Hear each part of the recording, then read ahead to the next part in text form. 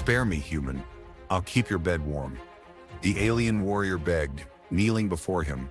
Jarrett lowered the scavenged plasma torch, its dying hum echoing in the cavernous wreck of the Void Strider. He'd been melting down at bulkheads for salvageable alloys. When she'd crumpled through a rupture in the plating, trailing glittering viscous fluid that smelled faintly of ozone and dying stars. She wasn't like the other desperate refugees or pirates who sometimes stumbled into the graveyard, the vast orbital debris field where he'd been hiding for the last 2 cycles. This one was tall, even on her knees, built like something carved from obsidian and steel, her form moving with a strange, unsettling grace despite her obvious injury. Plates of intricate, organic-looking armor covered most of her body, but one thigh guard was sheared away, revealing flesh that shimmered with internal light, like living starlight trapped beneath bruised amethyst. Her face, too, was masked by an articulated helm that seemed to weep shimmering exhaust from fine vents. The begging plea, filtered through a translator unit that made her voice sound like grating stone, felt utterly out of place coming from such a formidable being. Keep your bed warm. Bed was a ratty therm blanket tossed over a stack of salvaged energy cells. He hadn't seen an actual bed in years, not since his dishonorable discharge. "All right, easy there," he said, his voice rough from disuse in the dry recycled air. He kept the torch aimed vaguely in her direction, not threateningly but defensively. His first instinct was always survival. His second was suspicion. Anyone desperate enough to crawl through the Void Strider's derelict guts was either fleeing something terrible or bringing something terrible with them. "Whoa, hold on. What's going on?" "You're bleeding. Light." He gestured with the torch towards her leg. The shimmering fluid pulsed slowly. "And bed warm? What is this? Some kind of greeting?" He didn't lower the torch. Her masked head tilted slightly, and he felt a strange, almost physical weight in the air, a pressure that suggested intense focus behind the mask. "The phrase is inadequate," the translator rasped, the voice modulator struggling with his colloquialism. "It signifies a desperate offer of decency, of service. I am pursued by the scarred. They seek extinction. My line, my seed." The last word was punctuated by a tremor that ran through her armored frame. Seed? Extinction? This was getting complicated fast. He was a disgraced transport pilot who'd ended up scavenging derelicts, not a savior of alien nobility. Scar? Never heard of him. "Look, I'm just one guy, holed up in a junk pile. I don't do or saving seed lines. I barely save myself most days." He shifted his weight, his eyes scanning the rent in the hull she'd come through. Could the scourge be right behind her? He could practically taste the desperation in her voice, a metallic tang that seemed to seep through the recycled air. "My ship, disabled. Scattered by their void mines. I used the emergency beacon to reach this cluster. Hope, sanctuary. I miscalculated the state of the vessels here." Her masked head lowered further, her armored shoulders slumping slightly. It was a gesture of defeat that felt profoundly wrong on her. "You are indigenous to this derelict. You possess resources, a functioning environment, access, repair." Her voice was regaining a fraction of its earlier strength, the raw edge of pleading giving way to a colder, more analytical tone. The shift was unsettling. He felt like he was being assessed, weighed on some alien scale. "Indigenous? Nah, just squatting. I'm human. Earth. Ever hear of it? Probably not." He motioned around the dusty, sparking interior of the wreck. "Resources? Yeah, if you consider rust and broken tech resources. I fix what I can, jury-rig the rest. Keeps the lights on, mostly. Don't have a repair yard, though, if that's what you're thinking." He paused, listening. The hum of his life support, the distant groan of shifting metal plates in the gravity well. Nothing else, yet. "Who are these scourge? Why are they trying to wipe out your line?" He edged a little closer, curiosity warring with caution. The light bleeding from her leg pulsed slower now, seemingly coagulating at the edges. It was disturbing and fascinating. "They are ancient, vengeful. We defeated them millennia ago, imposed a ritual binding. They seek to break it by extinguishing the bloodlines who hold the key." Her voice was flat, devoid of the earlier desperation, replaced by a chilling factual report. "My people, the Kith, wait, we are few now. scattered. I was a matriarch, tasked with safeguarding the lineage seed.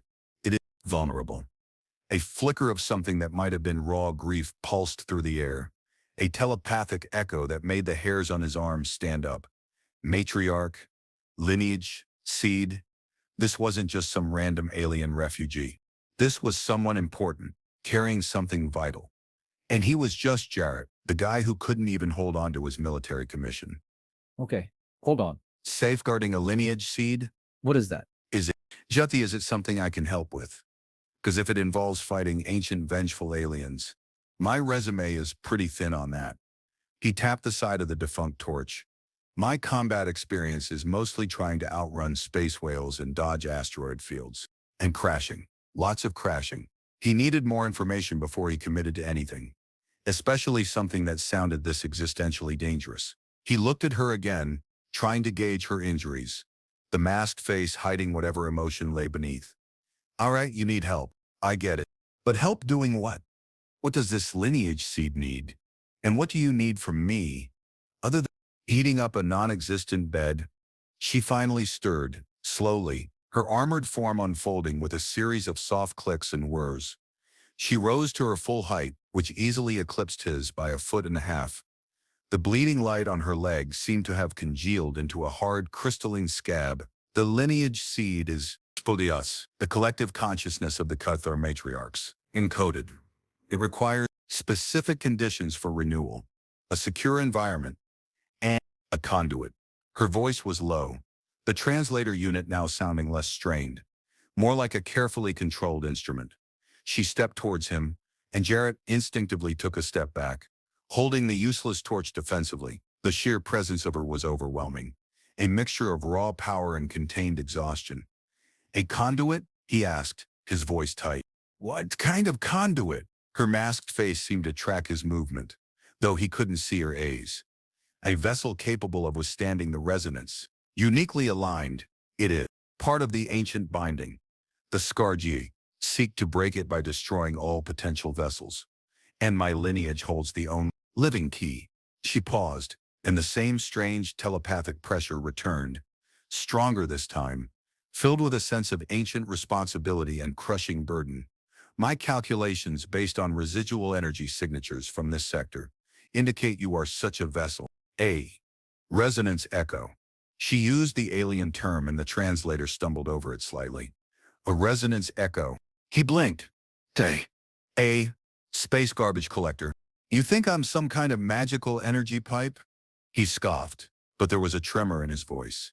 He'd always felt off, different, prone to strange headaches near certain energy sources, sensitive to frequencies others didn't seem to notice. He dismissed it as psychosomatic stress from his crash and discharge. But a resonance echo? What does that even mean? And what does this lineage seed do? She reached a hand towards him, armored fingers tipped with razor-sharp claws retracting slightly. It is the future, the continuation. Without renewal, the Cathar will fade, the ancient binding will dissolve, the scar will be unbound.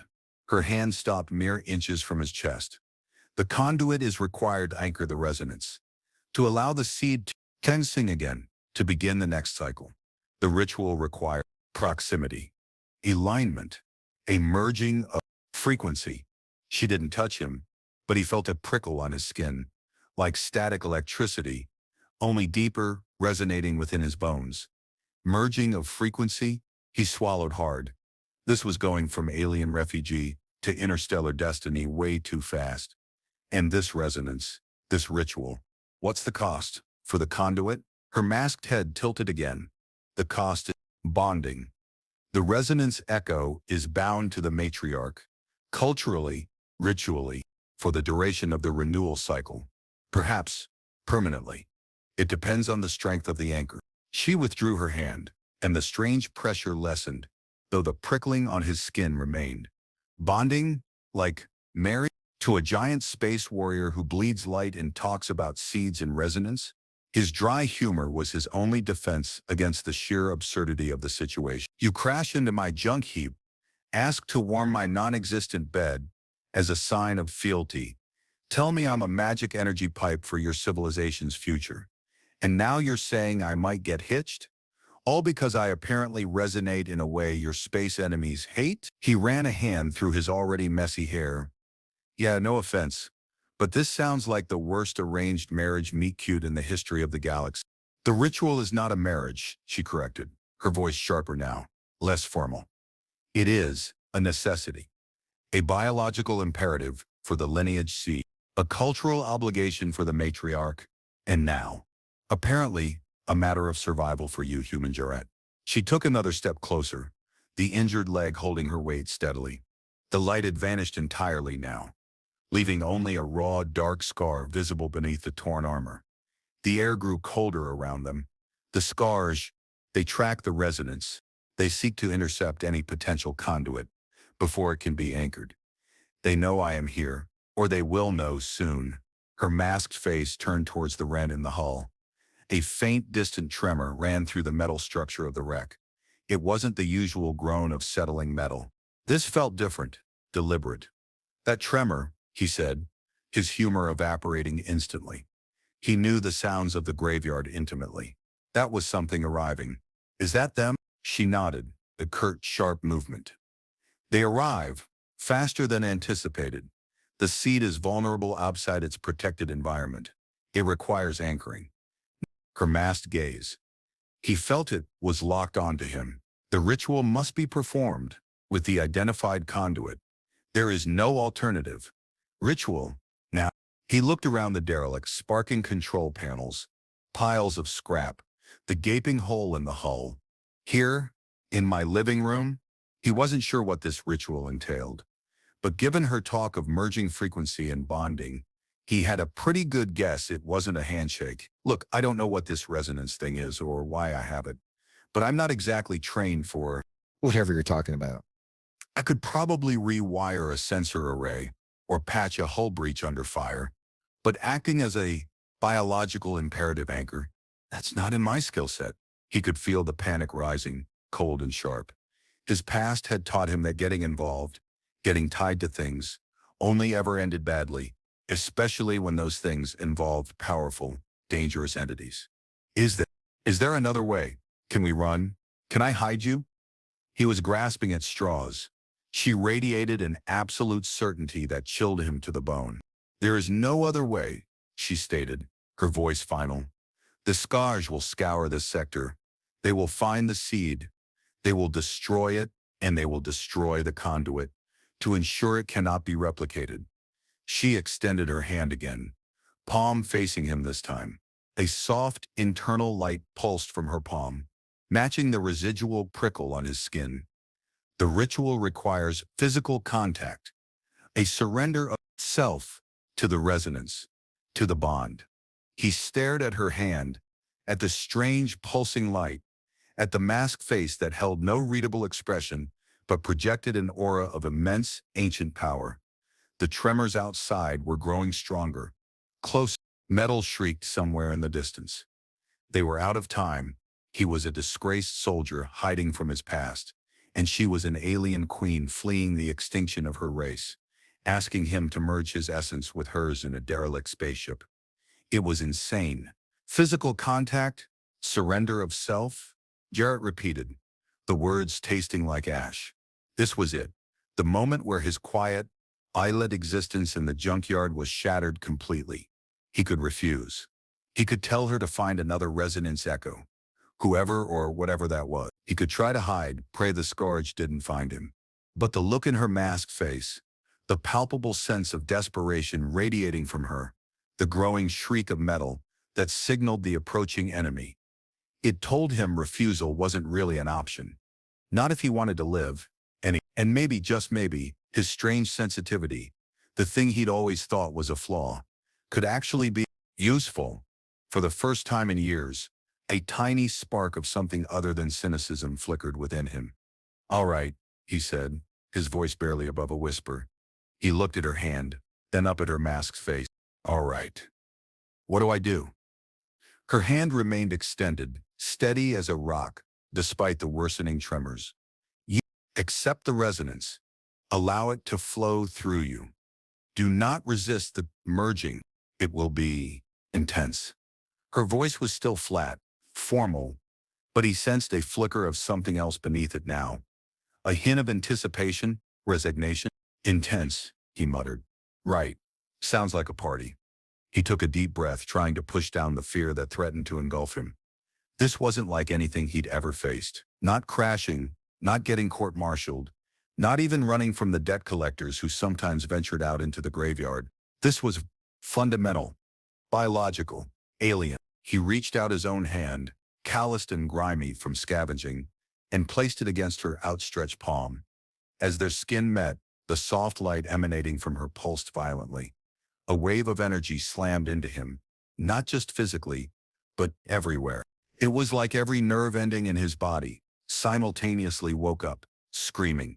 He felt a dizzying influx of sensation, of her, not just her physical presence, but her thoughts, her emotions, her entire being crashing against his. It wasn't telepathy as he'd imagined it. Not words or images, but raw feeling, ancient memories, a sense of profound loss and fierce, protective love for this abstract seed. He saw fleeting, burning glimpses of stars he didn't know. The cool, deep blue of a planet's surface, the stark geometry of advanced cities, and the terrifying, insectile forms of the scourge, pure malice made flesh. His head reeled. The air vibrated with a sound only he could hear, a high-pitched whine that seemed to originate from inside him. It was the resonance, and it was merging. He squeezed his eyes shut, trying to ride the wave, not fight it. Just as she'd said, it felt like being torn apart and woven back together with threads of pure energy. Her hand tightened around his, her armored grip surprisingly gentle yet firm. The pressure in the air intensified, becoming a physical weight that pressed down on his chest, making it hard to breathe. The merging was more than just a flood of alien sensation. It was a violation of his very self, a dissolving of boundaries he hadn't known existed until they were gone. Her consciousness, vast and ancient, flowed into him, alongside the abstract, pulsing presence of the lineage seed. He felt the weight of millennia, the echoes of matriarchs long dead, their collected knowledge and sorrow washing over him. He saw, felt, the scourge again. Closer now, their hatred a tangible thing, a poison seeping into the fabric of space. The tremors in the wreck grew violent, metal groaning, dust shaking loose from the ceiling. The scourge were breaching the hull. There was no time left. He heard a sound, not through his ears but through the merging consciousness, a sharp, pained cry from her. The ritual, the resonance, it was a two-way street, and it was pushing her to her limits too. It is anchored, she gasped, her voice suddenly raw, stripped of the translator's formality. It was a pure, resonant tone that vibrated directly in his skull. The seed is safe within you, safe within him. What did that mean? He felt, full. Not of food or air, but of something alien and vital, pulsing beneath his skin, radiating outwards. The high-pitched whine intensified, then abruptly cut off, leaving behind a ringing silence that felt louder than the noise. The intense pressure eased, and he stumbled back, pulling his hand away from hers as if burned. He gasped for air, his lungs aching, his vision swam, spotty with residual images of burning stars and scourge claws. Within me, he choked out, clutching his chest. What did you do? He looked at her, truly looked, now that the immediate threat of the scourge of breaching seemed to have paused. Her armored form was still, but she was trembling. The masked face was still unreadable, but the pure, resonant voice that had bypassed the translator sent shivers down his spine. I linked the seed to your unique resonance, she said, her voice gaining strength, though still raw. You are now its vessel, its temporary home, until it can be fully replanted. Replanted. Was this seed some kind of biological entity?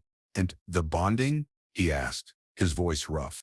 He felt a profound connection to her now, a strange sense of shared purpose, of having just gone through something utterly life-altering together. Was that the bond?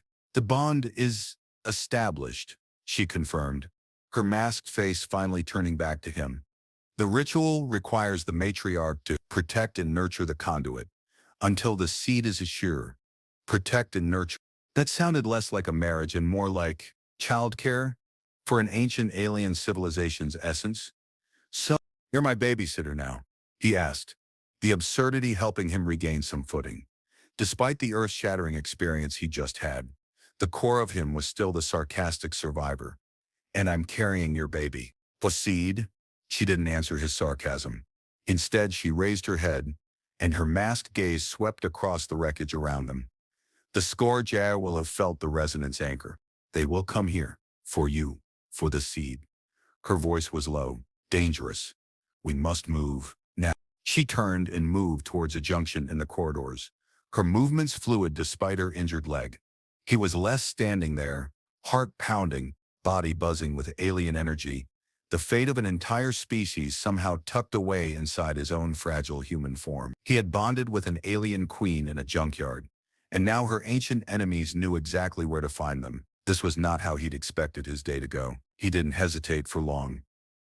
Whatever was inside him, whatever this bond was, he knew he was committed now. He grabbed a heavy pipe wrench, the closest thing he had to a weapon besides his defunct torch, and hurried after her. Hey, wait up. Where are we going? He caught up to her as she navigated the narrow, debris-strewn passages of the Void Strider. She moved with an unnerving silence, her armored feet barely making a sound. To a defensible position, she replied, her voice still raw, but resolute. Or a means of escape, whichever presents itself first. Defensible? In a floating trash heap, he scanned the surroundings. Every bulkhead was weak, every vent a potential entry point. This whole place is falling apart. There are more holes than hull plates. Precisely, she stated, not missing a beat. Their larger vessels cannot navigate these internal structures. They will deploy ground forces, seekers, cutters. We use the instability to our advantage. Collapse passages, create diversions. She stopped at a reinforced cargo bay door. This section is more structurally sound. Minimal external breaches. We can hold here for a time. Prepare. For what? A siege by ancient alien exterminators. His stomach clenched. He followed her into the cargo bay. It was empty save for stacks of decaying containers and a few heavy lifting mechs. The air here was stale, thick with the smell of old oil and despair. As the cargo bay door hissed shut behind them, plunging the space into semi-darkness illuminated only by his headlamp and the dim emergency lighting, the external tremors grew into a continuous, grinding roar. He could hear now the sound of hulls being torn open, the high-pitched whine of cutting beams. The Scourge were here. "All right," he said, trying to sound calmer than he felt. "So, plan it. Hide and hope for the best?"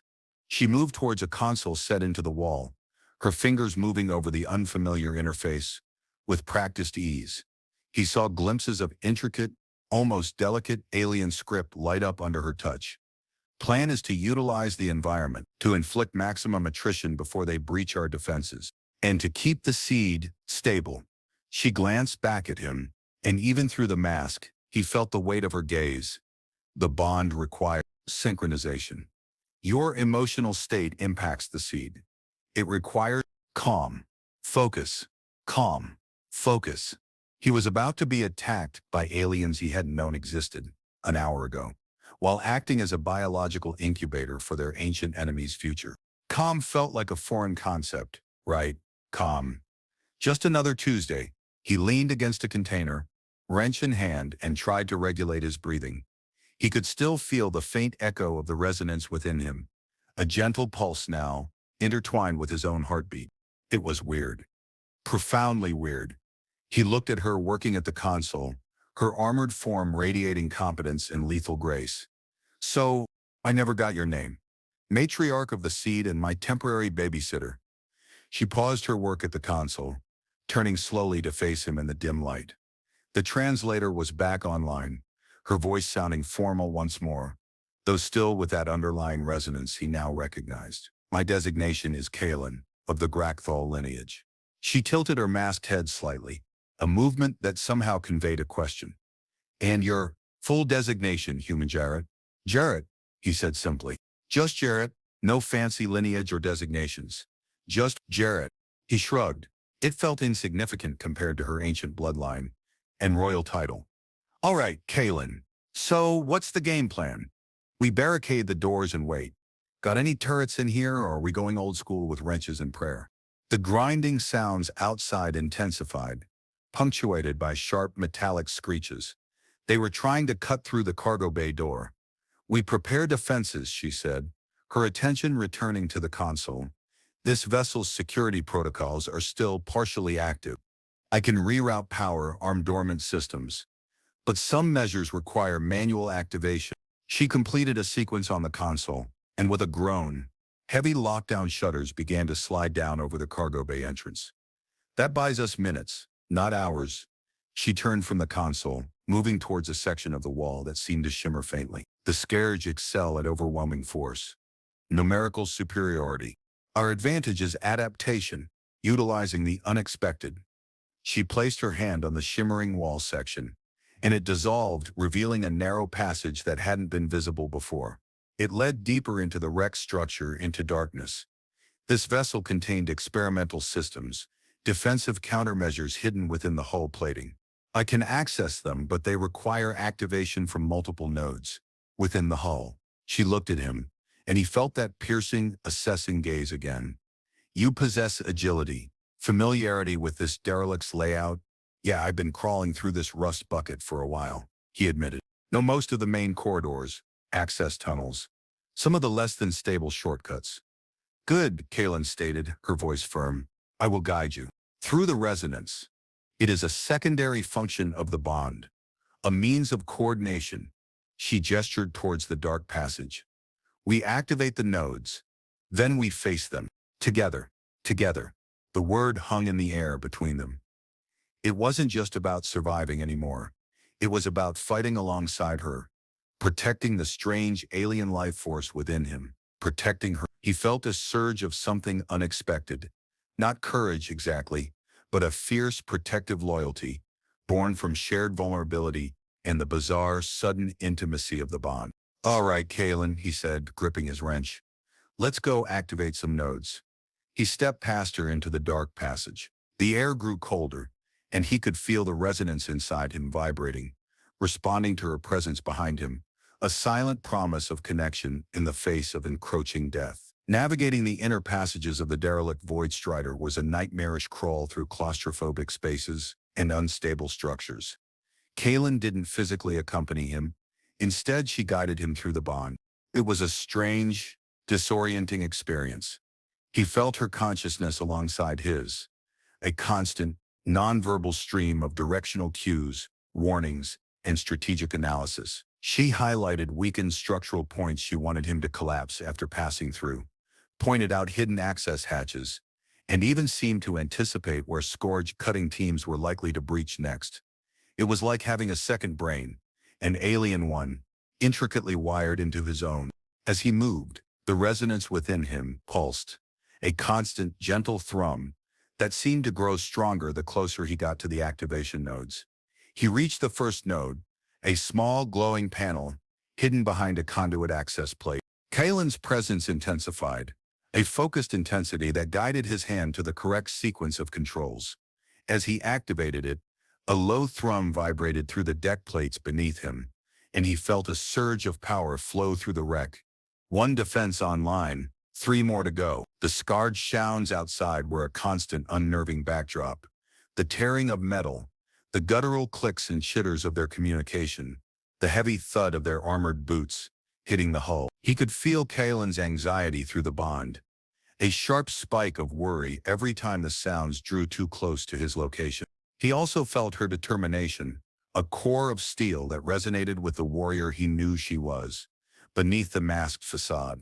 At one point, squeezed through a narrow ventilation shaft, he heard Scourge voices just on the other side of the grating. He froze, his heart hammering against his ribs. Kalen's presence beside him through the bond intensified, not with panic, but with a sharp focus, guiding his breathing, urging him to remain still. He felt a surge of her calculated aggression, a readiness to strike if discovered. The Scourge passed by, their heavy footsteps receding. He let out a shaky breath he hadn't realized he was holding. Thanks, he whispered, though he knew she heard him through the bond. He felt something akin to a nod in response, A faint ripple of acknowledgement. The strangest part of the bond wasn't the guidance. It was the emotional transparency. He felt her fear, her grim resolve, her profound loneliness, and buried beneath it all, a complex layer of duty and regret. And he suspected she felt his own jumbled mess of cynicism, fear, and the reluctant sense of purpose that had taken root. The shared trauma of the merging, the shared threat of the scourge, was forging something between them, faster and deeper than any conventional interaction could. He reached the second node. Activating it sent another surge of power through the ship, closer to their cargo bay refuge. Two down. The sounds of the scourge were getting closer. He could feel the structure of the ship groaning under their assault, sections buckling and collapsing as Kalen predicted. They were buying time, but not much. He made it to the third node just as a section of the corridor he just left imploded behind him. A controlled demolition, triggered by Kalen through the ship's failing systems. Dust and debris rained down and he coughed, shielding his face. Too close, he gasped, his voice raw. He felt Kalen's grim acknowledgement through the bond. They adapt quickly.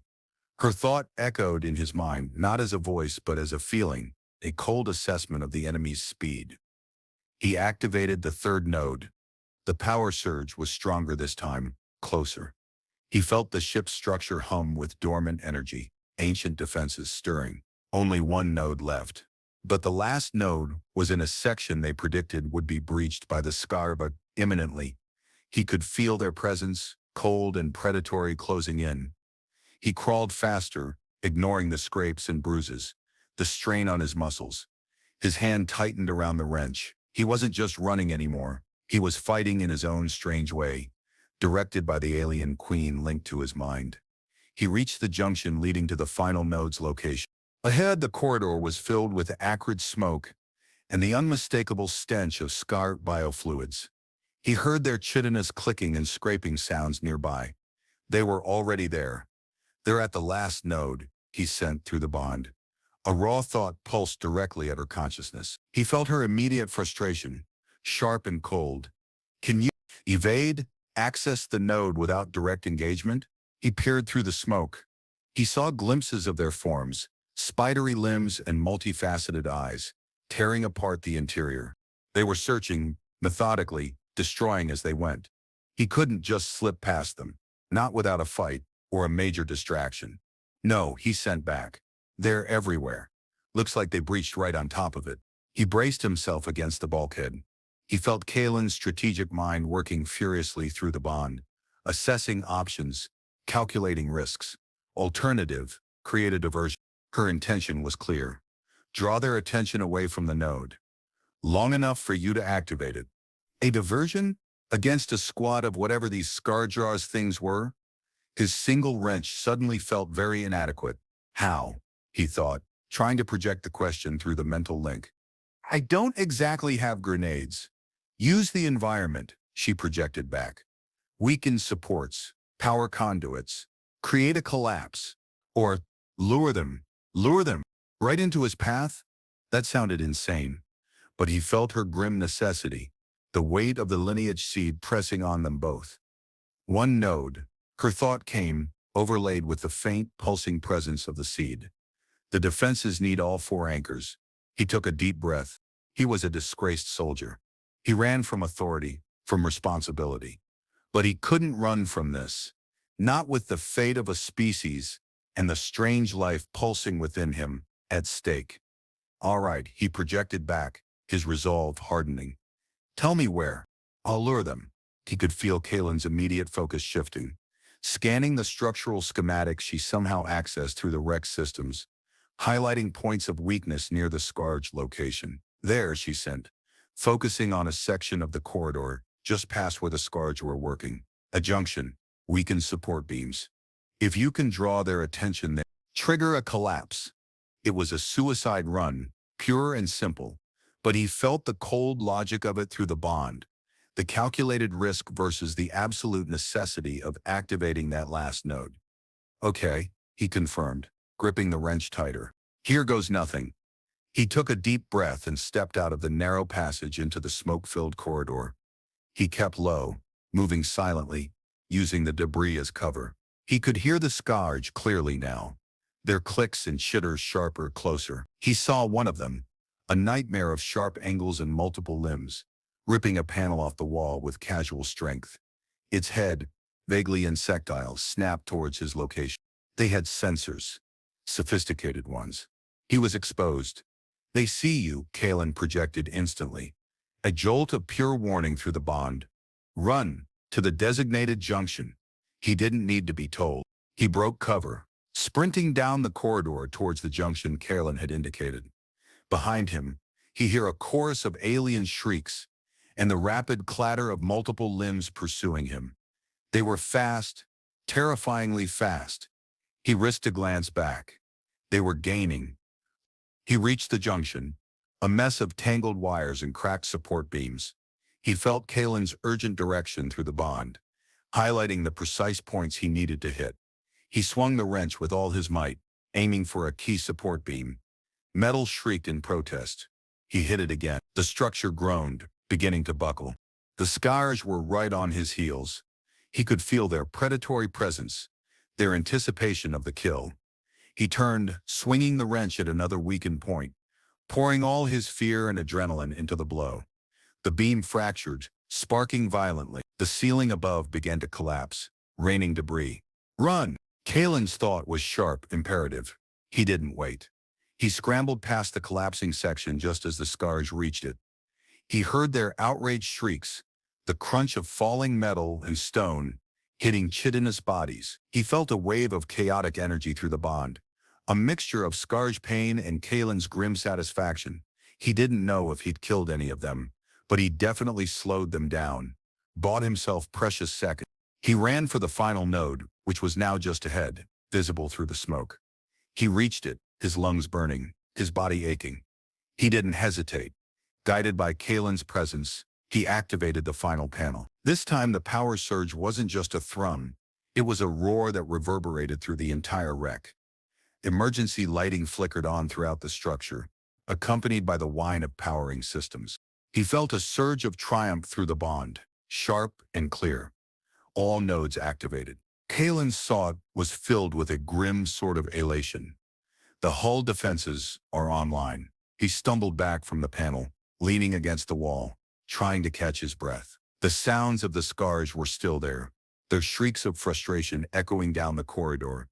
But they sounded different. Confused, perhaps. The defenses were working. He had done it. He had helped her. He had activated the nodes, become the conduit, and survived a suicide run against alien monsters. He felt a wave of exhaustion wash over him, now that the immediate danger was past. And beneath the exhaustion, the faint, steady pulse of the lineage seed within him, a constant reminder of the bond and the alien life he now carried. He knew he had to get back to Kalen. He wasn't sure how, with the corridors potentially collapsed, or still filled with angry scares, but he had to. He didn't feel alone anymore, not with her presence in his mind. Getting back to the cargo bay was a different kind of hell. Some passages were blocked by the collapses, forcing him to find alternate routes.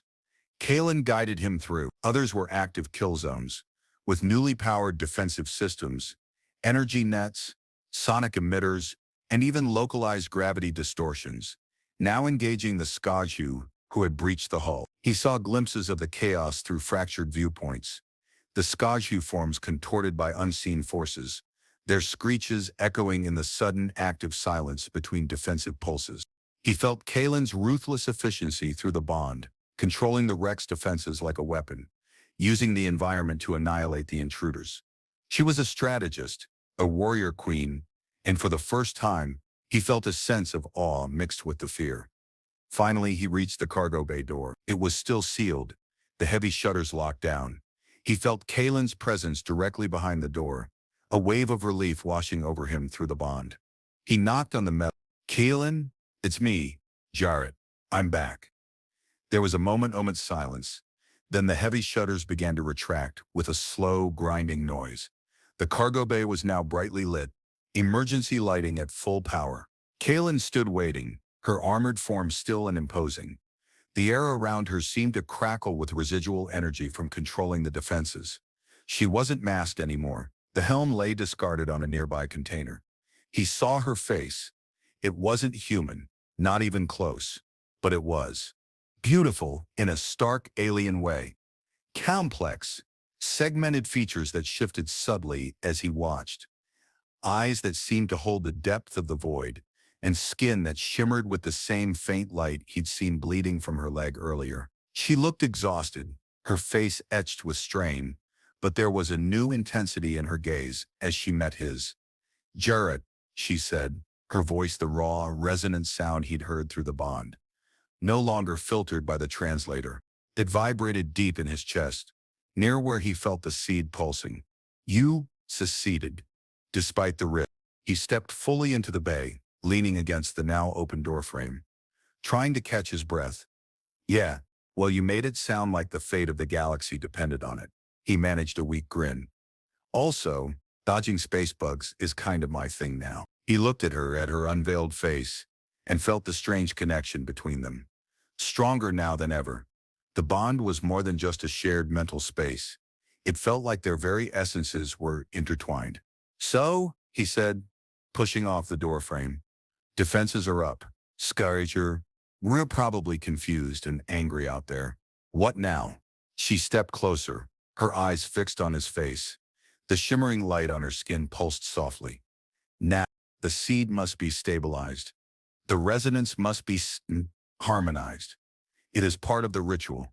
She reached out a hand, not the armored one this time, but her bare, shimmering hand, and placed it gently against his chest, right where he felt the seed pulsing.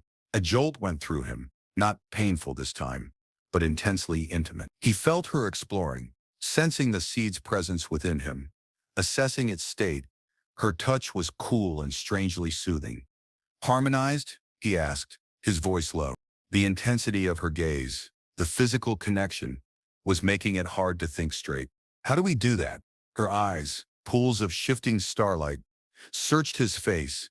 The seed responds to proximity, to resonant touch. The ritual requires a deeper merging to stabilize its energy signature, to align it with the conduit. Her voice dropped, becoming softer, more vulnerable than he had heard it before. "It requires intimacy, physical and emotional." The air in the cargo bay crackled with unspoken tension. "Intimacy," Jarrett repeated, his voice barely a whisper. He felt the heat rising in his face, contrasting with the cool touch of her hand on his chest. Her alien face, previously a mystery behind the mask, was now open before him, revealing a raw vulnerability that mirrored his own. Her eyes, those incredible shifting pools of starlight, held his gaze, and he felt the depth of her need, not just for her species, but for connection, for shared existence in the face of extinction. The seed within him pulsed, a gentle echo of her own internal energy. It felt like it was responding to her touch, humming contentedly. "You mean?" He trailed off, unsure how to voice the question. Was this the keeping his bed warm part, actualized in the most unexpected way? "The ritual requires the joining," Kaylin stated, her voice low and resonant, free of the translator's filter. It sent shivers through him, a language spoken directly to his soul.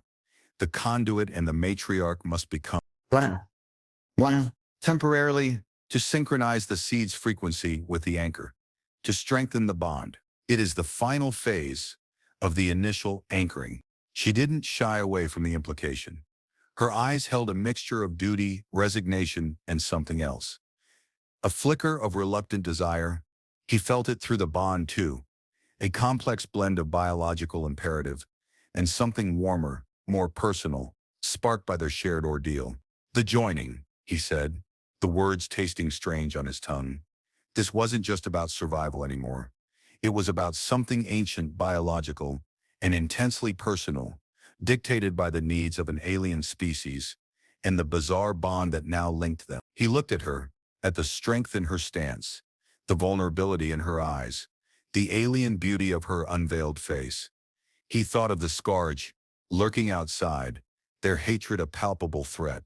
He thought of the strange, pulsating life within him, trusting him, depending on him.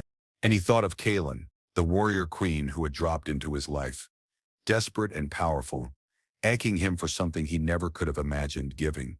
Is it necessary? He asked, not because he doubted her, but because he needed to hear it, needed to understand the weight of the choice. Necessary for the seed's survival, for the stability of the bond, she confirmed, her gaze unwavering. Without harmonization, the resonance could falter, harm the conduit, or worse, alert the scar directly to the seed's location within you. The stakes were impossibly high.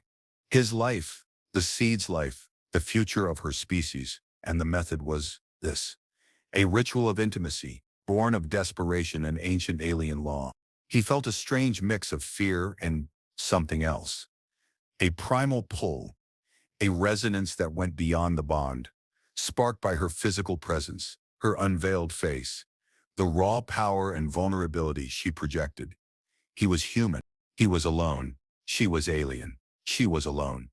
And they were bound by something that transcended their differences. He reached up, his hand trembling slightly, and gently touched her face.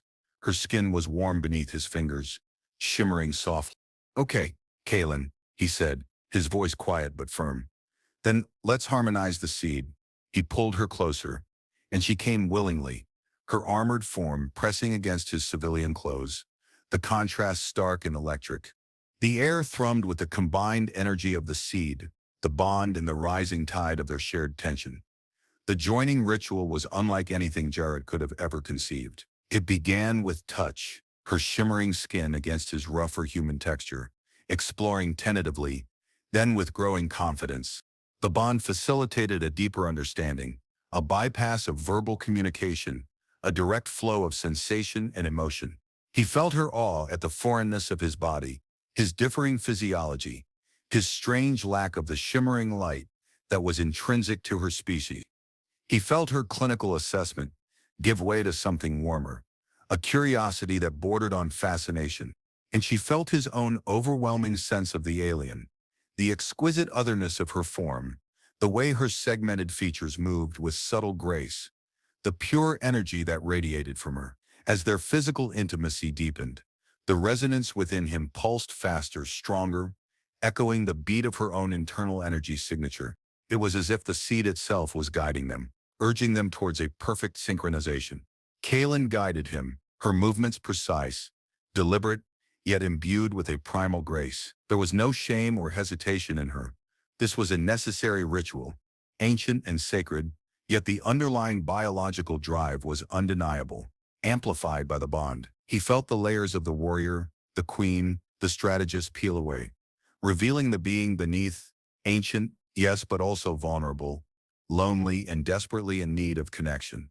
She taught him her body, with touch, with subtle shifts in the bond's energy, showing him what resonated, what harmonized, what sparked the necessary alignment. His human body felt clumsy and slow in comparison, but she met his awkwardness with patience and focused intent. It wasn't purely pleasure-driven, not at first. It was focused, intense, a merging of biological function and ritual necessity.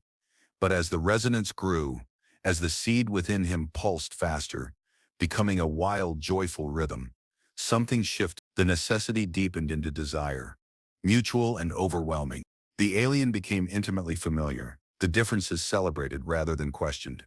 He felt her release through the bond as a wave of pure, incandescent light that slammed into him, mirroring the surge of energy within his own body. It wasn't just a physical climax. It was a cosmic event, a perfect alignment of three entities, Kaylin, Jarrett, and the ancient lineage seed, their energies converging in a brilliant, blinding flash that only they could fully perceive. For a moment, the universe narrowed to just the two of them, intertwined, resonating as one. Then, as quickly as it came, the intense light faded.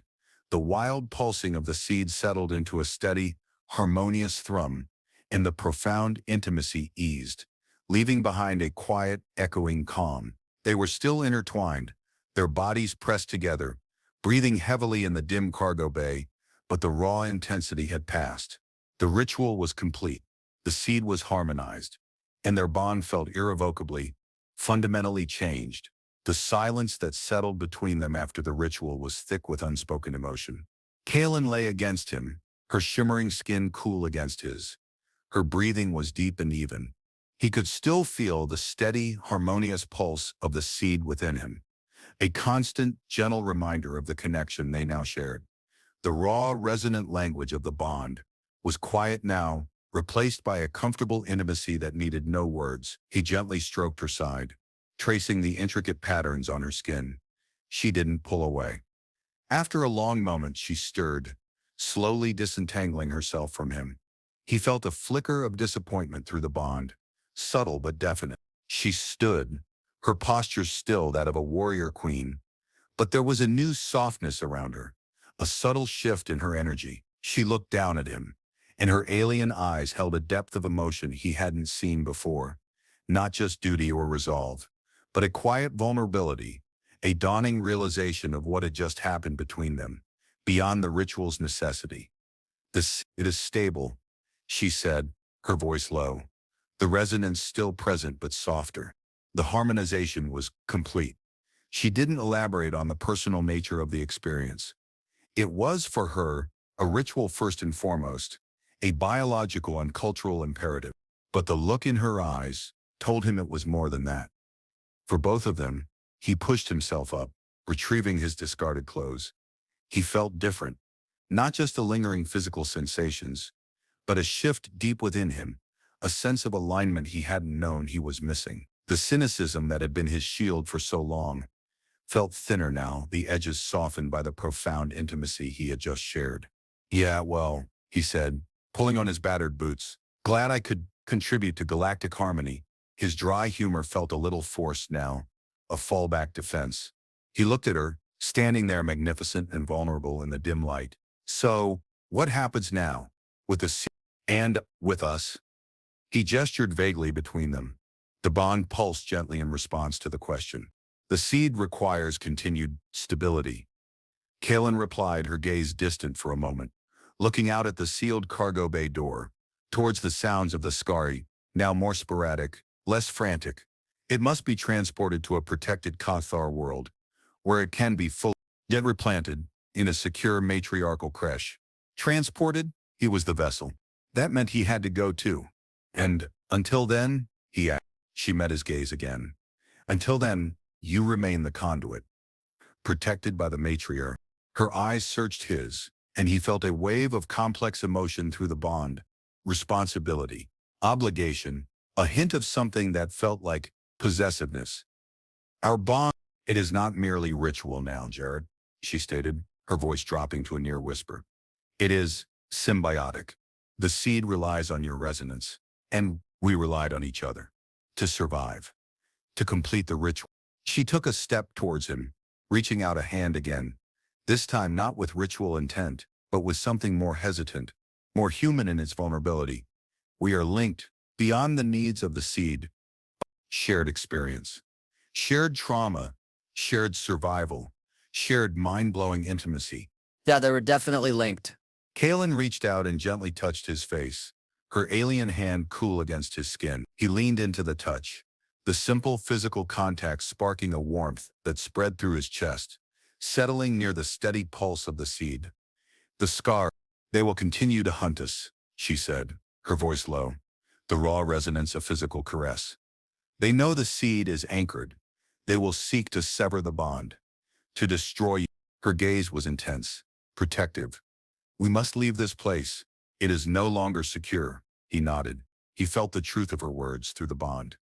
The initial scourge wave might have been dealt with by the wreck's defenses, but more would come. They couldn't stay here. "Okay, where do we go?" He looked around the cargo bay. Their options felt limited. "I have a small transport," he said, remembering his beat-up shuttle, currently docked outside the Void Strider, a few hundred yards away across the debris field. "It's not much. Old, slow, but it runs, mostly." He felt Kaelin's immediate interest through the bond, a sharp spike of strategic calculation. "A transport," she confirmed. "A means of egress. Can it traverse this debris field undetected?" "Maybe," he hedged. "It's got decent jamming gear, and I know this graveyard better than anyone.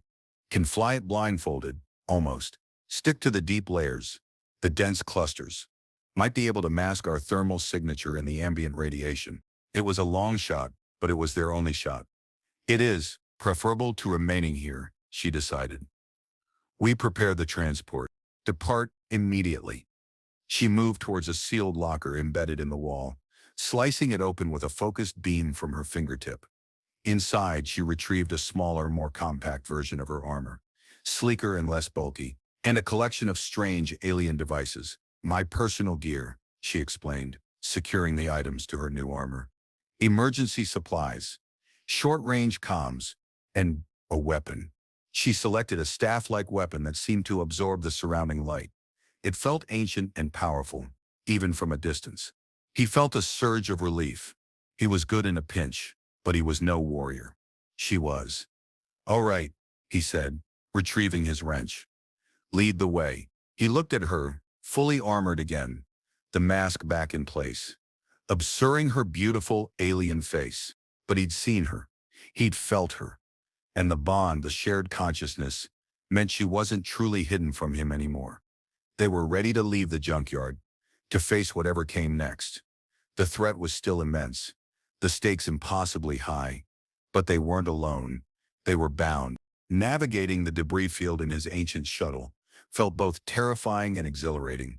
Kaylin sat beside him in the cramped cockpit, her armored form filling the small space, a silent presence that grounded him. He could feel her vigilance through the bond, her senses extended, scanning the void, listening for the faintest whisper, spur, the scourge pursuit.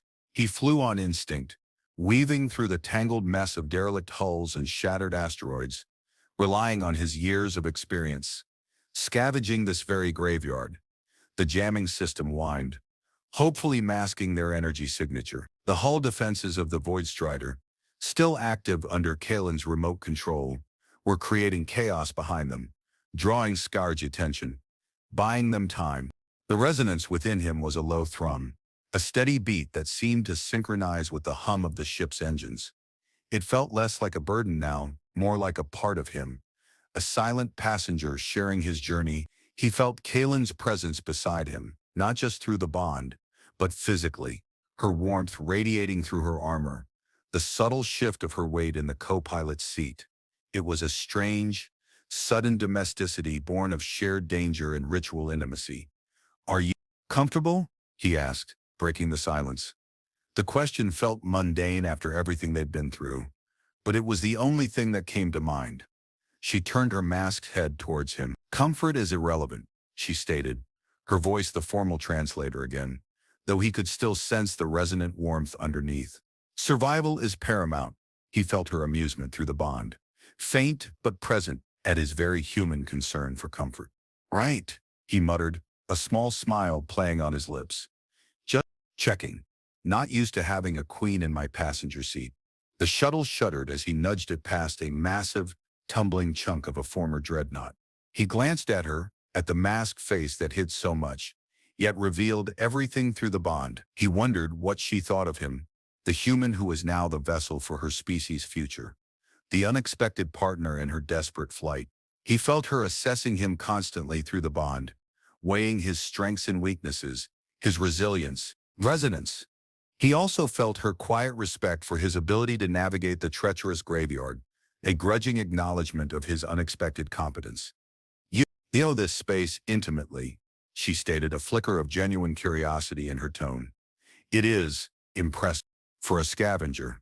Hey, being a scavenger is a skill, he defended. Navigating a particularly tight passage takes ingenuity, resourcefulness, knowing where to find the good stuff and where to hide from the bad stuff. He looked at her. Guess that second part is coming in handy now, huh? He felt a sense of agreement through the bond. They were two survivors, making do with what they had, against impossible odds. The vastness of the void stretched before them, dark and unforgiving. But for the first time in years, Jarrett didn't feel completely alone in it.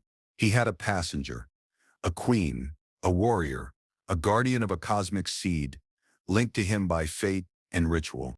Their journey was far from over. Their escape from the immediate vicinity of the Void Strider graveyard was successful, a nerve-wracking crawl through dense debris and sensor shadows, Guided by Jarrett's intimate knowledge of the area and Kalen's remote manipulation of the wreck's remaining defenses, they broke free into the open void, leaving the chaotic energy signatures of the besieged junkyard behind.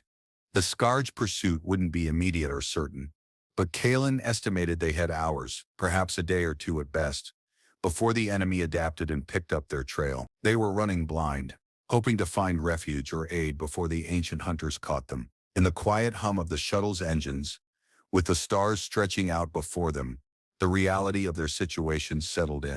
They were fugitives, bound together by a ritual they barely understood, protecting a cosmic entity housed within a human body, hunted by an ancient, implacable enemy.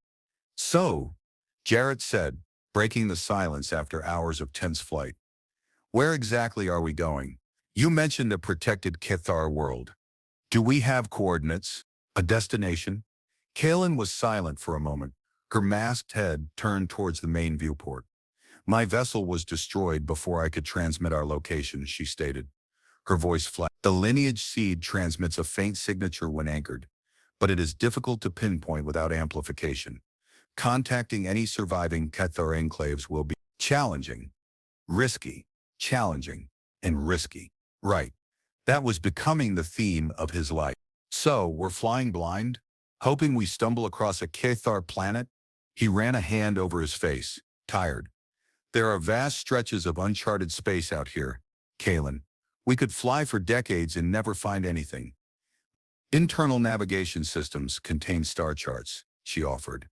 "Accessing them manually is cumbersome, but possible." He felt her focus turn inwards through the bond, sifting through immense stores of alien data. "Can you transmit them, link them to my ship's nav computer?" he asked. "Might make things a little easier than you trying to give me directions in alien," he added, a faint return of his dry humor. He felt her considerate. The bond could facilitate the transfer. It would require concentration, a deepening of the synchronization, a deepening of the synchronization. He knew what that meant. It meant leaning into the bond, allowing their consciousnesses to merge further, to share information directly, unfiltered. After the intensity of the ritual, the prospect was both daunting and strangely appealing. He felt her hesitation, not out of reluctance but caution. The bond was powerful, but it was also new, fragile in its own way. "Can you do it?" he asked, meeting her masked gaze. He felt her resolve harden. "I can attempt it," she stated. "Prepare your navigation interface. And prepare yourself, Jarrett. This will be more invasive than the ritual." He swallowed hard. More invasive than that? But the alternative was flying aimlessly until the Scourge found them. "All right," he said, powering up the nav console. "Let's get invaded." He activated the navigation interface, the screen displaying a simple grid and the few star systems he had charted in his years of scavenging. Kalen placed a hand on the console, and he felt the familiar prickling of the resonance, stronger this time, focusing on the interface. Then the transfer began. It wasn't like downloading data. It was like having a fire hose of pure information blasted directly into his brain. Star charts, astronomical data, gravitational anomalies, jump points he'd never dreamed existed, all flowing from Kalen's consciousness into his own, mediated by the bond. It was overwhelming, dizzying. He saw galaxies spin, nebulae bloom, planets form and die, not as detached images, but as living, vibrant realities. Her knowledge was ancient, vast, encompassing light years of space and millennia of time. He felt the sheer scale of the universe pressing in on him, humbling and terrifying, and woven through the data were echoes of Kalen herself, her memories of these places, the paths her lineage had taken, the weight of history embedded in every stellar coordinate. He saw glimpses of beautiful alien worlds, of advanced technology, of the Cathar civilization at its height. He felt their cultural values, ancestral recognition, ritual survival pairings, emotional self-restraint as honor. He saw images of the Scourge, not just as predatory monsters but as an ancient force of cosmic decay, their hatred a slow-burning fire that had pursued the Cathar across the stars. The transfer lasted only moments, but it felt like an eternity. When it was over, he slumped back in the pilot's seat, gasping for air, his mind reeling, The navigation screen was no longer a simple grid. It was a complex tapestry of star systems, overlaid with pathways and highlighted destinations. He could see now, with alien eyes, the potential routes, the hidden enclaves, the vast distances. Kaylin withdrew her hand, her masked form still, radiating a quiet exhaustion. The primary Cathar homeworld was lost generations ago, she said, her voice regaining some strength. But small enclaves remain, hidden. The data transfer. It provides potential destination possibilities. He stared at the screen, at the incredible detail, the sheer volume of information that was now somehow lodged in his brain. Possibilities, he repeated, his voice hoarse. He looked at Kaylin. He had given her sanctuary, helped anchor her seed, and in return she had shown him the universe, linked her destiny to his, and given him a reason to fight again. He felt the steady pulse of the seed, harmonized and secure within him. He was no longer just Jarrett, the disgraced soldier hiding in a junkyard. He was the conduit, the vessel, bound to an alien queen and carrying the future of her race. The stars outside the viewport didn't look quite so empty anymore. He had a destination now, or rather a few possibilities, and he had Kaylin. And together, they would face whatever the universe and the sky threw at them.